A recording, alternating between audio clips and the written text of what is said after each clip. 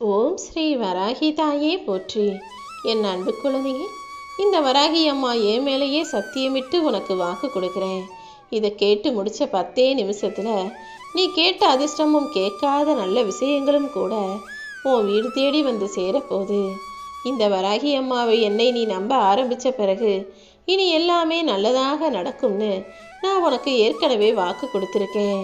நீ எதை செஞ்சாலும் செய்யலைனாலும் உன்னை பற்றி எல்லாமே எனக்கு தெரியும். உன்னை பற்றி முழுசாக தெரிஞ்ச இந்த வராகி அம்மாவிடம் நீ எதையுமே மறைக்க முடியாது தானே.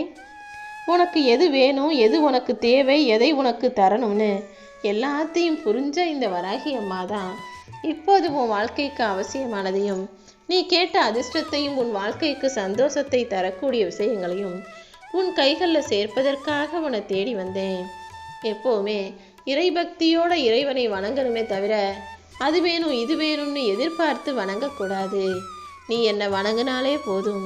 உனக்கு என்ன வேணுங்கிறத நானே தெரிஞ்சுக்கிட்டு புரிஞ்சுக்கிட்டு நீ எதிர்பாராத நேரத்தில் எல்லாவற்றையும் உனக்காக அள்ளி தந்திடுவேன் என் செல்லமே. ஏன்னா உண்மையான பக்திக்கு எப்போதுமே பலன் உண்டு. நீ எப்போ முதல்ல இந்த வராகி அம்மாவை பார்த்து என் உருவத்தை ரசித்து என்னை வணங்க ஆரம்பிச்சியோ, ஒரு தாயாக என்னை மனசில் நினச்சி பாசத்தோடு அம்மான்னு சொன்னியோ, அந்த நிமிஷத்துல இருந்தே உனக்கான நல்லதை ஒரு தாயாக இருந்து செஞ்சு உன்னை சிறப்பாக வாழ வைக்கணும்னு நான் முடிவு எடுத்துட்டேன் என் செல்லமே. நீ கேட்டதையெல்லாம் நான் உனக்கு தருவேன்னு எதிர்பார்க்காத. உன் வாழ்க்கைக்கு எது தேவையோ அது எல்லாத்தையும் நிச்சயமாக நான் தருவேன். நீ கேட்டதில் எது நல்லது எது கெட்டதுன்னு உனக்கு என்ன தெரியும்?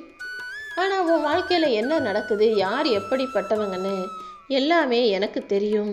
நீ நிற்கதியாக நிற்கிற, நீ சின்ன குழந்தை போல் ஆசைப்பட்டு கேட்குறங்கிறதுக்காக நீ கேட்ட அனைத்தையுமே உன் கைகளில் கொடுக்க முடியாதல்லவா. உனக்கு நிழல் போல இந்த வராகி அம்மா நான் இருந்து உனக்கான நல்லது கெட்டதுகளை எடுத்து சொல்லி நல்லதை உன்னை நோக்கி அனுப்பி வச்சு கெட்டதை உன் வாழ்க்கையிலிருந்து விலக்கி வைப்பேன். யாருமே உனக்கு துணை இல்லைனாலும் உன் நிழலே உனக்கு துணை வராத இடங்களிலும் இந்த வராகி அம்மா உனக்கு துணையாக வந்து நிற்பேன்.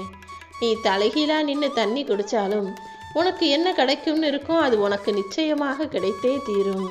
அதன்படிதான் இப்போது உனக்கான சந்தோஷமான வாழ்க்கையை கஷ்டப்பட்டு வாழ்ந்துகிட்டு இருக்க உன் கைகளில் ஒப்படைப்பதற்காக அதிர்ஷ்டத்தை அள்ளிக்கொண்டு உன்னை தேடி வந்தேன் என் செல்லமே.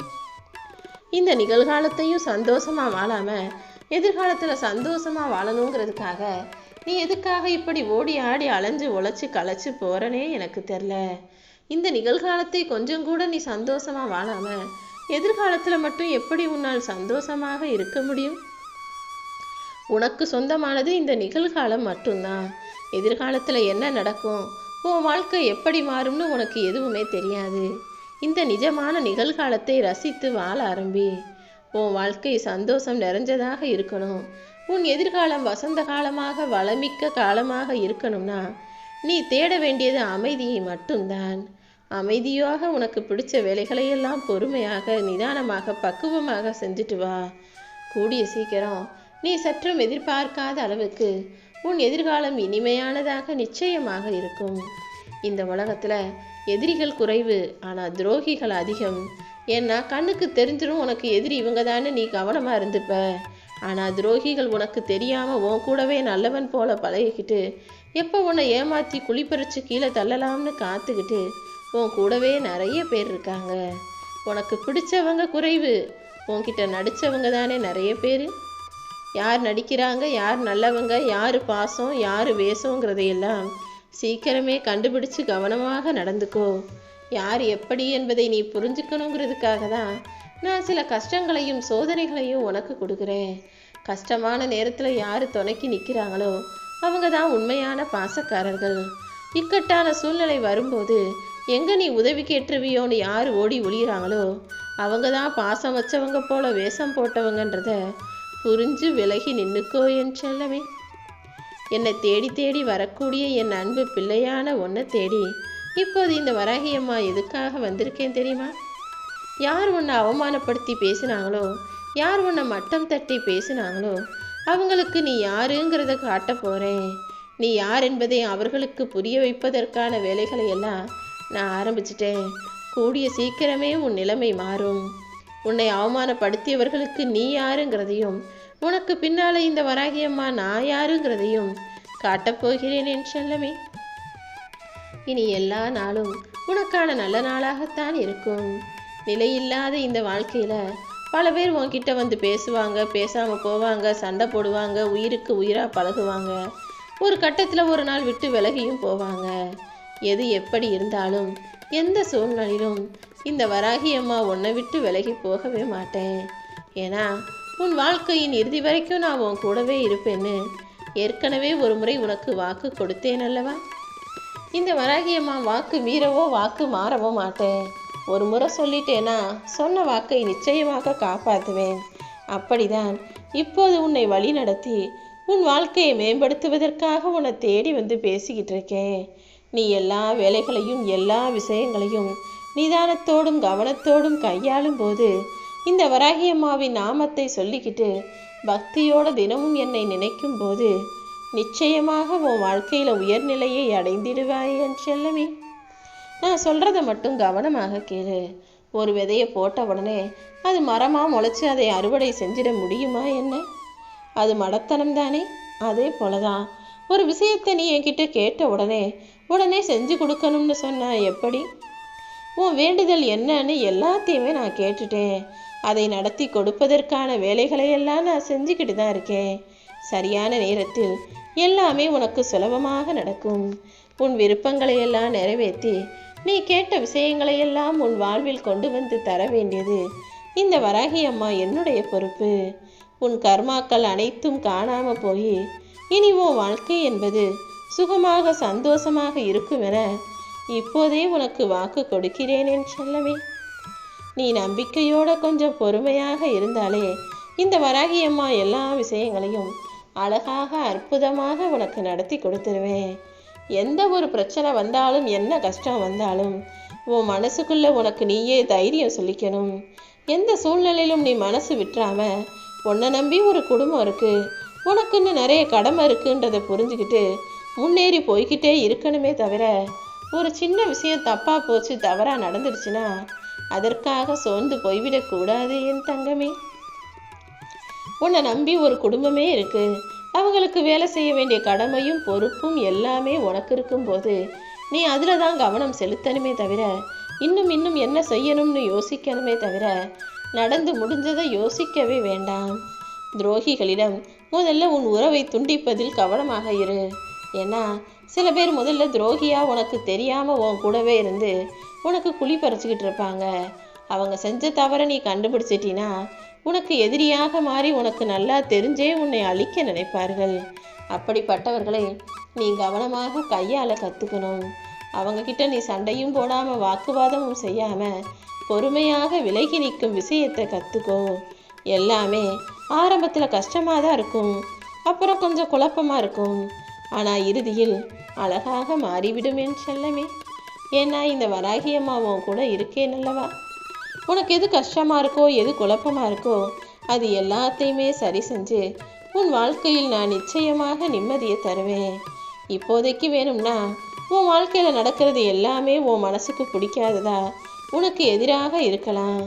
ஆனால் இதை பார்த்து கலங்கி போகாதே, உனக்கு இருக்கிற சிரமங்களை பார்த்து பதறி போகாதே. உன் நம்பிக்கையும் பொறுமையும் நிச்சயமாக உன்னை ஜெயிக்க வைக்கும். இந்த வராகி அம்மாவின் பேரை சொல்லிக்கிட்டே உன் கடமைகளையும் பொறுப்புகளையும் சரியாக செஞ்சுக்கிட்டே வா.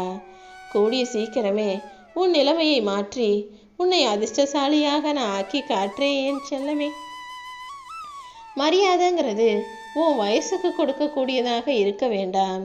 உன்னுடைய நடத்தைக்கும் செயலுக்கும் ஏற்ற வகையில் எல்லாரும் உனக்கு மதிப்பும் மரியாதையும் கொடுக்கும் விதத்தில் உன்னுடைய செயல்களும் சிந்தனைகளும் இருக்கட்டும்.